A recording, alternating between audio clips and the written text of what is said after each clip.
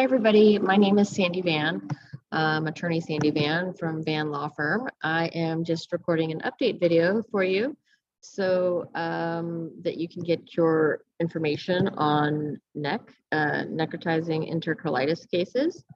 So let me tell you a little bit about them. So, we have been researching a lot about necrotizing enterocolitis and NEC cases, and what we found is that in the 1990s, the UK did a study and found that NEC was 10 times more common in premature babies who were given baby formula than those who had breast formula, breast milk, I mean. And at this point, you're thinking to yourself, well, geez, the baby formula company should have known that they should not be recommending formula that is based on cow-based milk, so cow-based formulas and fortifiers for premature babies.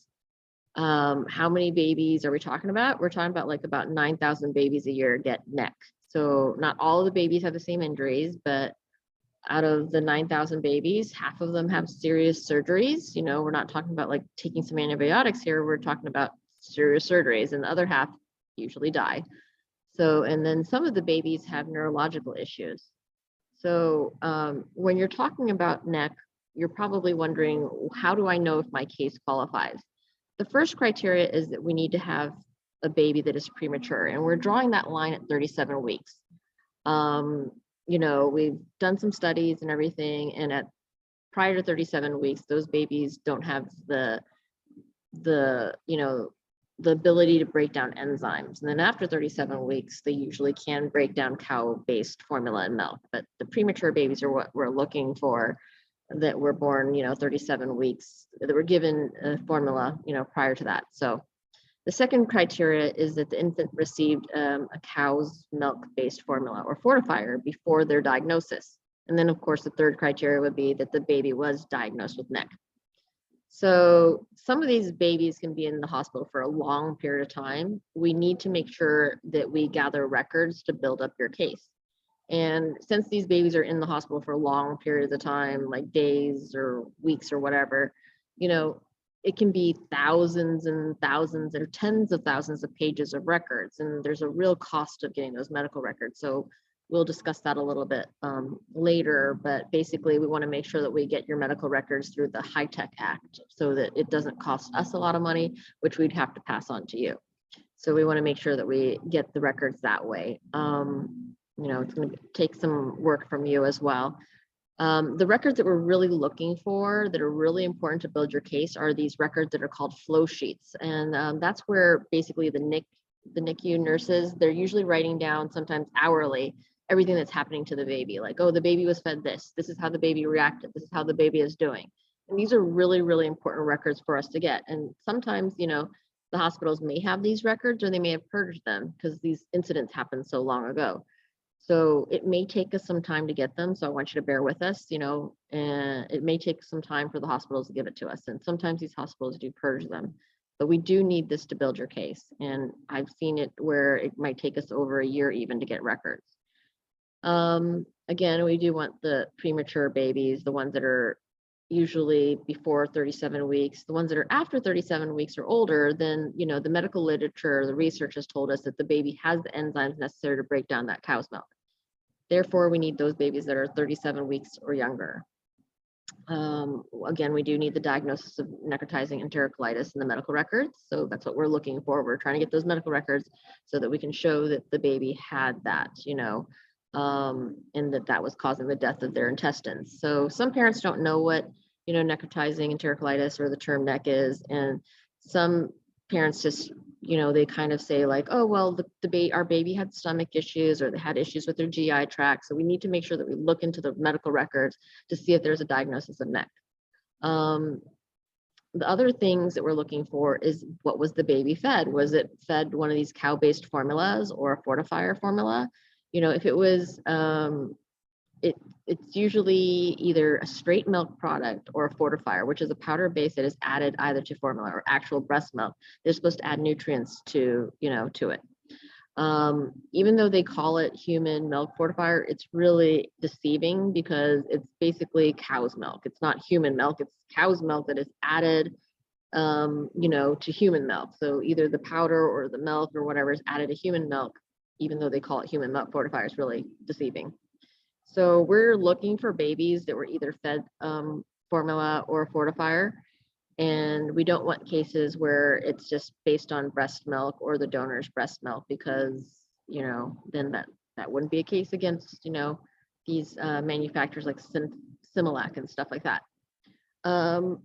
So there are some hospitals that do have donor's milk, except for it's really expensive. And some hospitals are now figuring out that they don't want any baby formula or fortifiers. They want only donor's milk or breast milk, because we don't want babies dying, you know, or having NEC and stuff like that. So some hospitals are figuring it out now. So what are the injuries that are caused by this formula, right? There could be lasting consequences for these infants who had severe disease or who had their intestines removed. Short bowel syndrome, they might have, even if they don't have gastrointestinal issues, these issues could, like, you know, they could have, I mean, even though they have gastrointestinal issues, these issues could be like throughout their childhood and even longer, you know. One of the things that we've learned about doing that, about researching this case, is that there could be neurocognitive impairments that result from this disease. You know, this is a really important time for your baby to grow and stuff like that. And there's brain development. And if your baby has infections and inflammation and sepsis, then that can really impact your child's brain. So another thing that we're looking for, some different injuries, is that babies who are having sustained intestinal perforation. The injuries could include a hole in the intestines, scarring or strictures, or contraction in the intestines, and sepsis. And although NEC is not caused by bacteria, it can cause an infection. And then that infection, due to the necrosis and the dying of the intestine, that can lead to sepsis or systemic infection. Then there is like an increased risk for like cerebral palsy or neurological damage in premature babies, but this risk really increases when that baby is given formula. Surgery can definitely be avoided if the doctors can diagnose and recognize that it's NEC right away, and then they can stop feeding the baby formula. But once they restart feeding the formula to the babies, then a lot of these cases, the babies will need surgery to remove dead tissue, their dead intestines, or sometimes, you know, half of these babies do die. So some of the questions we get are, well, why don't I just sue the hospital? You know, of course we want to go after the formula manufacturers, you know, the people like Similac and Enfamil that created these formulas and fortifiers, because they're defective products. We don't want to go, you know, take our eye off the ball. We don't want to sue the hospitals, because then it's not the hospitals that made this formula, you know. We want to sue the companies that made these formula. We want to make sure that those companies stop making products that hurt babies. And we don't want to give those companies an out. We don't want to dilute and have them have an out. You know, we don't want them to say, oh, well, I have another finger that I can point this at, and it's the hospital's fault for doing this. Therefore, we don't want to have to spend money litigating the hospitals and not focus on the real bad actor here, which is basically the formula companies.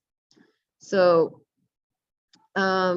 what happens if, you know, the moms are using more than one company's formula, or more than one product, or multiple products from different companies? How does that affect the case or the criteria?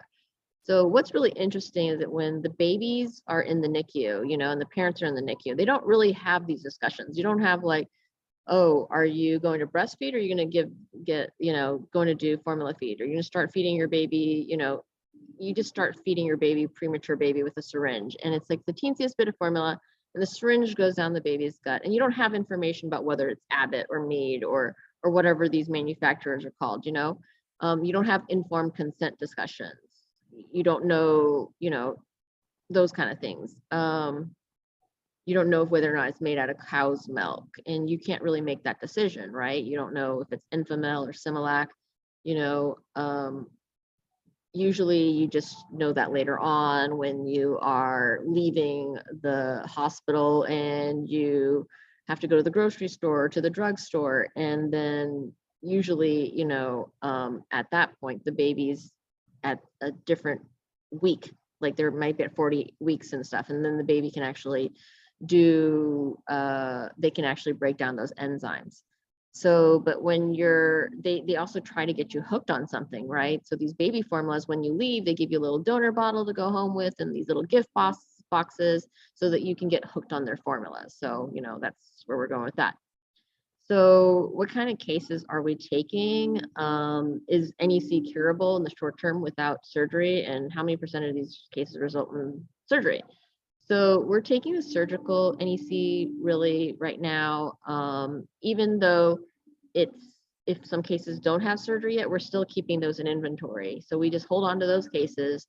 And of course, we're going to go try the cases that have surgery in them, so we want to go with our strongest cases, and then, the little cases, the ones that are less strong, then they can like ride on the coattails of the stronger cases. But we want to make sure that we hit it out of the park, and that, our attorneys win those big cases.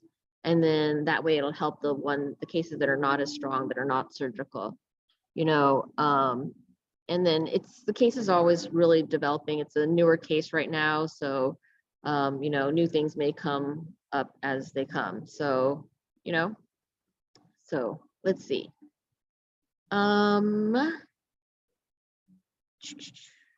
So sometimes you'll see with necrotizing enterocolitis, you'll see that babies are spitting up. They can't keep their formula down. Their bellies are looking distended and big. They're looking a little thick. But once you stop feeding them the formula, you give them bowel rest and they're getting better, and those kind of things. So let's see here. We're accepting those cases, the medical net cases, but of course we want the surgical ones or the death cases, because those are the ones that are strongest that we want to file on them, that kind of thing there. Let's see here. Let me go through my notes here. So what are we looking for in the medical records? We're usually looking again for those nursing notes or the feeding chart, and that's usually kept different from the regular chart. We're trying to hone in on those feeding records and the tables and see how much was given and when. Let's see, what else are we looking for? Sometimes, it's even in the billing records. Even though the hospital's got this formula for free, they'll even charge the parents for it. So we're looking at that. Yeah, so we're going back about 20 years for cases. How many cases are there potentially? So we're going back like 20 years, and then we're seeing that there's about so many cases a year, and about 9,000 cases, and a lot of them were given this cow's milk. What else are we targeting? Let's see here. So another question that we get is, why didn't the FDA monitor the baby formula? Well, the FDA doesn't really do that. They don't really approve infant formula. They have the companies follow this certain nutrition guide, and if there's certain nutrients in the formula, then that's that. The baby formula companies, they get to do their own testing, and then they give it to the FDA and then show that they meet those requirements, and then within 90 days they can sell it. So there's really no FDA approval to bring the formula to the market. They don't have like, oh, what kind of milk was it? Cow's milk or human's milk or whatever. So another question that we get is, when is the statute of limitations? And really it varies. Some states say that it's 2 years from when the kid turns 18. And then in some of these cases, because we've done a lot of different mass torts, it'll say that some of the judges will say that it's 2 years from when the parent or guardian heard of the ad. Like, did you see a Facebook ad? Did you see a TV ad? So it could be then as well, So it really depends on if your baby passed, it might be 2 years from, when you learn about it. If your baby just turned 18, then it could be 2 years from when your baby turns 18. It's just really fluid, and we don't know what the judge is going to say. Some of the judges are like, well, it's when you learn about these lawsuits, when you're on Google and you learn about it, things like that. So again, my name is Attorney Sandy Van with Van Law Firm, and we do cases all across the country on NEC cases. And we have all our other types of cases that we do, like motor vehicle crashes, premise liability cases, Zantac, hernia mesh, Paragard IUD, Paraquat, firefighter foam, Truvada, Medtronic insulin pump cases, Roundup, and talc and CPAP. So feel free to give us a call, 725-900-9000, if you have any questions. Thank you. We'll try and do these every few months. We'll try and give you an update, okay? This case is developing newly. So there hasn't been that much out there yet, but we'll try and give you an update every 3 months. Thank you. Bye.